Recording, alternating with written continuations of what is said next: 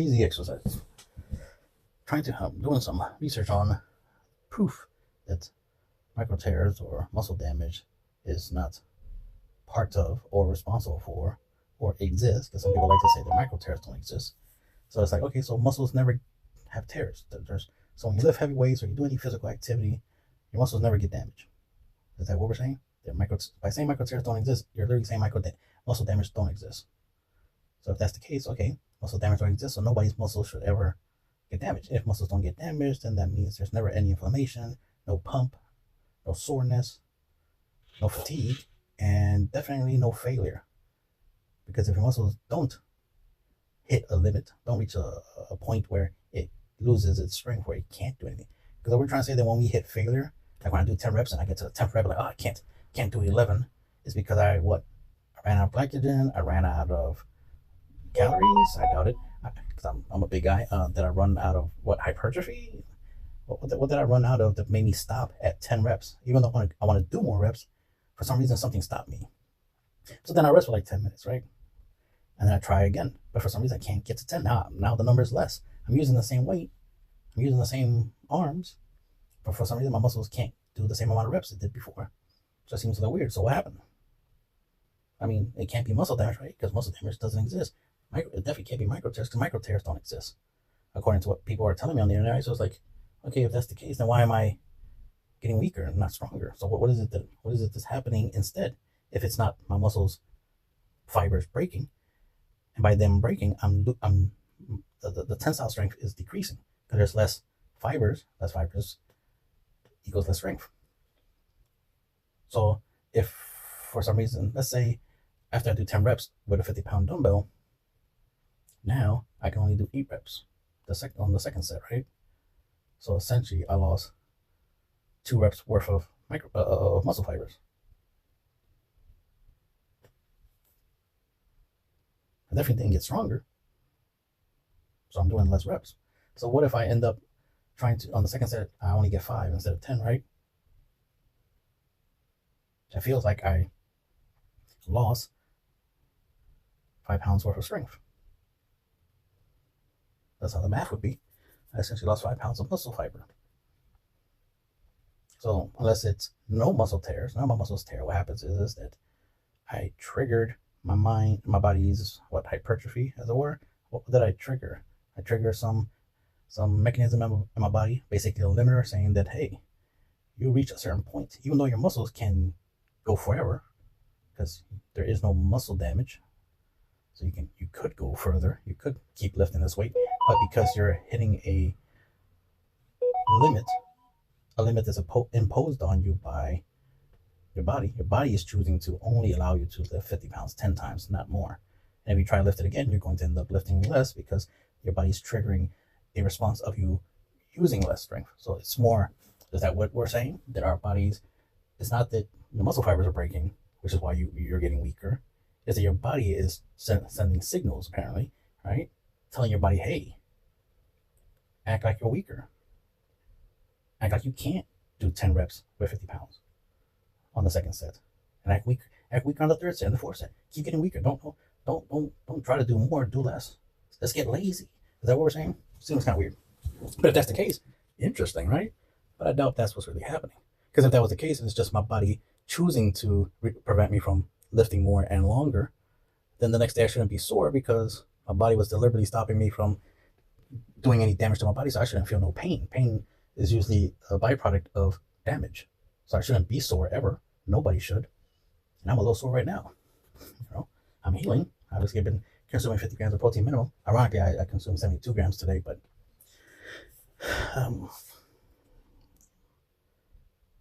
let's see. So I ate a chicken Caesar salad, so it gave me more protein. So essentially an extra 22 grams of protein. And I ate a Reese's peanut butter cup, which ironically gave me an extra 5 grams of protein. So that's what that was. But anyway, so like I said, I'm doing some research. So yeah, I even typed it up. Research that proves muscle tears don't grow muscles. But according to the stuff, it's like, it says muscle damage is not the primary factor in muscle hypertrophy, but it doesn't say it's not a part of it. Other factors like mechanical tension, which just means lifting heavy shit, metabolic stress. If you need to, find out more about what the metabolic stress is about, I think I saw some. I'll get to it later. I think I saw something. Oh, lactic acid. That's what it was.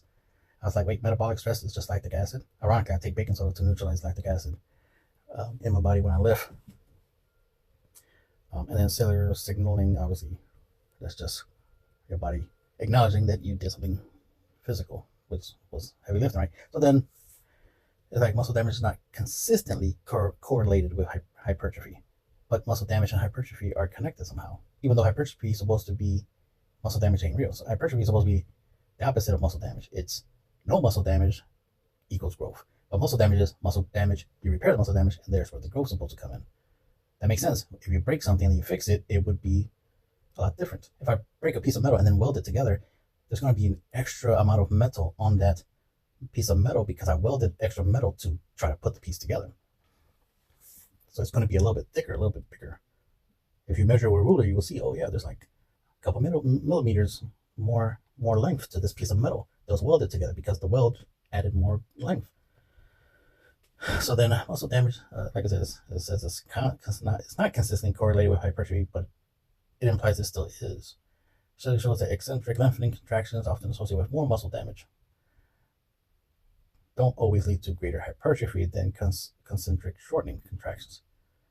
So all that's saying is that shortening contractions tend to cause more muscle damage than lengthening. But you notice both thing is just saying muscle damage is a byproduct. Muscle damage will happen. Then we got mechanical tension as a primary driver. Oh, mechanical tension is a primary driver. Ooh, what does that mean? Oh, it just means lifting weights. Well, duh.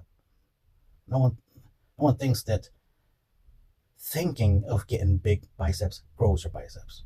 Obviously, you have to lift weights for that. No one's debating lift heavy, boom, muscle. Nobody's debating that. We're debating on what does the lifting of weights do to our muscle to trigger muscle growth, as in what is the process of you growing muscles, which is weird that people are even debating. Obviously, lift heavy for a couple sets. For me, just one set is enough. And eat protein and rest, and muscles will grow. I don't need any more information than that. I don't even care about the microtears and whatnot. It's just that so far when I'm looking at people telling me about mechanical tension, telling me about hypertrophy, and saying all these, newfangled words, right? I'm looking up the definitions and it's like, it's just a new way of saying the same old shit. You're not saying nothing new. You're using new terms to refer to it. Mechanical tension is just a new way of saying weightlifting. Why are we saying mechanical tension, not just say heavy lifting, lifting weights? Weightlifting. We already have a word for resistance training. It's resistance training and weightlifting. These two things are the same. They have to do with using heavy weights, heavy resistance for training. So, the force exerted on muscle fibers during resistance training is a key factor in muscle growth. Yeah, lifting weights. We get that. Why are we saying mechanical tension and not just saying fucking resistance training or lifting weights? We already know that. Regardless of whether it's an isotonic or isometric contraction. I like the fact that it mentioned isometric contraction because it is one of the things that I argue that, yes, I can grow my biceps with just flexing it. I can flex my bicep in the isometric hold, right? Isometric flex, and I can build my bicep. But that's because it's adding up a lot of stress. By flexing it, you're causing stress to the muscle. When you're lifting heavy weights, you're causing stress to the muscle. And when your muscles are stressed and they're constantly twitching, because there's fast twitch and slow twitch, when they're twitching, that means they're moving, they're doing something, they're active, they will eventually hit a limit and tear, micro tears, right? So flexing your biceps is going to create micro tears. Lifting weights is going to create micro tears. And that's the thing, your muscles are not indestructible. They will get damaged. They're going to have wear and tears, how we used to call it back in the day. Lifting weights is going to wear and tear your muscles. But now we got a new little term, and that's called micro tears. But just wear and tear is how we always referred to it in the past. But now it's micro tears. But now y'all trying to say, oh, micro tears is not real. It's not a thing. Damaging your muscles is not how you build muscles. It's like, yeah, tell that to everybody who's ever built muscles by actually deliberately lifting heavy weights to deliberately get the results of hurting themselves, hurting their muscles, causing muscle damage to the point where yet the next day they're sore and in pain, and that's how they know that they did a good workout, that they broke down the muscle fibers. Now they're going to take in proteins and they're going to rest and grow. Now, if y'all figure out a new way to grow muscle, where you're like, hey, we don't need to go the distance, right? You don't need to, I use, jerking off as an example. You don't need to release. You could just edge yourself and stop, and you'll grow muscle. It's like, oh, that's what we're talking about. So all this hypertrophy is just edging. It's muscle edging.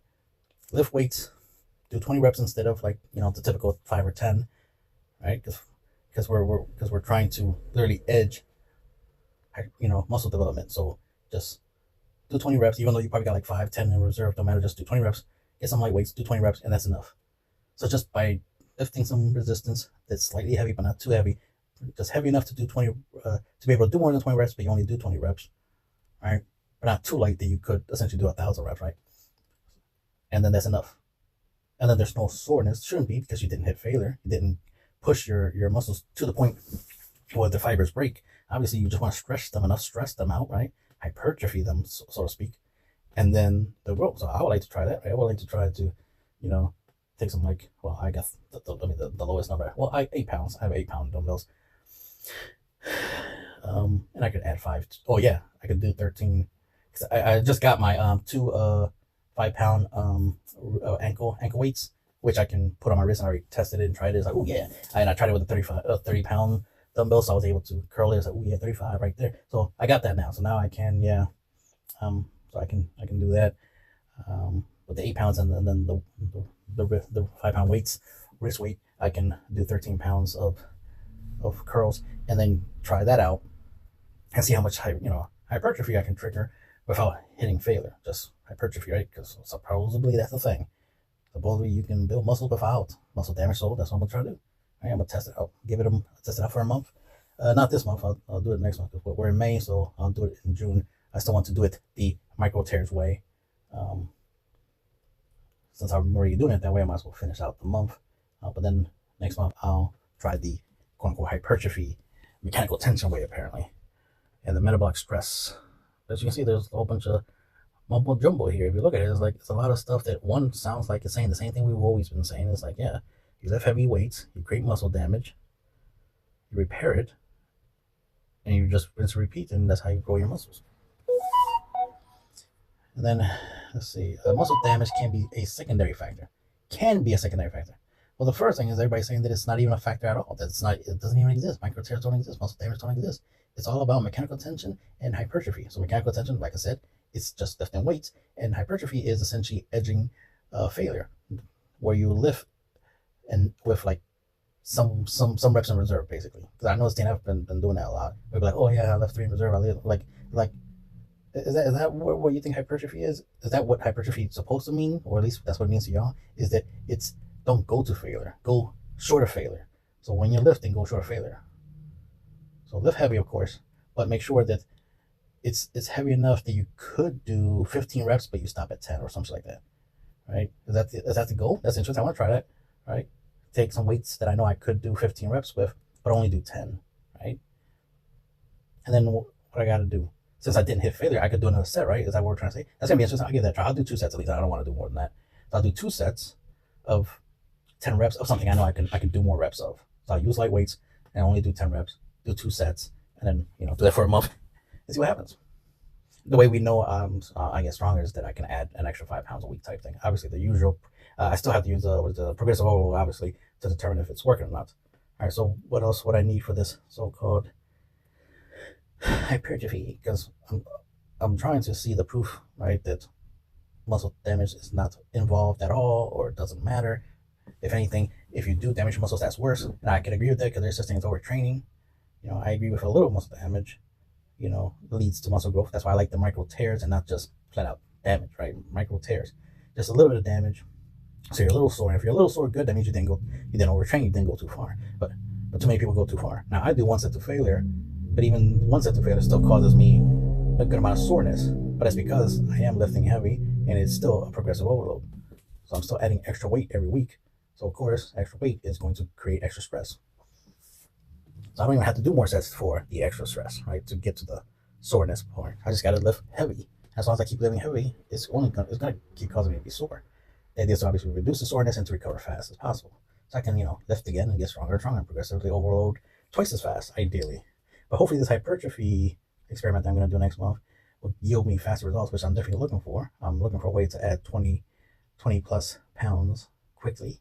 Of weight to my lifts. So being able to add 150 pounds, to my bicep curls, for example, in a month would be pretty cool if that's, if it was possible, especially through hypertrophy. Well, muscle damage might contribute to hypertrophy, but everybody argues that muscle damage and hypertrophy are not linked at all. Hypertrophy is hypertrophy. It's the only way your muscles grow.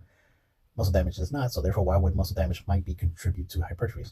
See how it's not making sense? It's not a necessary condition. It's not necessary, but it's still a condition. The body can initiate muscle rebuilding and growth even in the absence of significant muscle damage. Notice it says significant muscle damage. In the absence of significant, not in the absence of muscle damage, significant muscle damage. That means there has to still be some.